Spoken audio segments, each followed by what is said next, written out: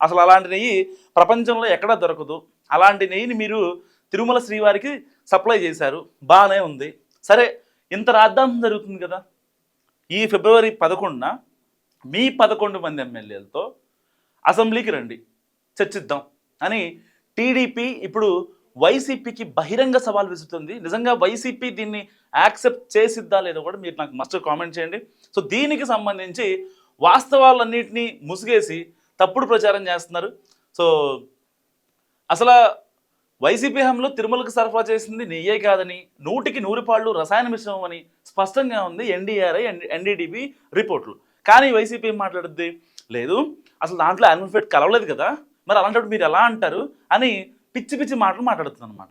So ఈ నేపథ్యంలో ఎట్టి పరిస్థితుల్లో కరెక్ట్గా ఫిబ్రవరి 11న సరిగ్గా 11 గంటలకి మీ 11 మంది ఎమ్మెల్యేలని తీసుకుని వచ్చి అసెంబ్లీలో చర్చించగలిగే దమ్ము వైసీపీకి ఉందా?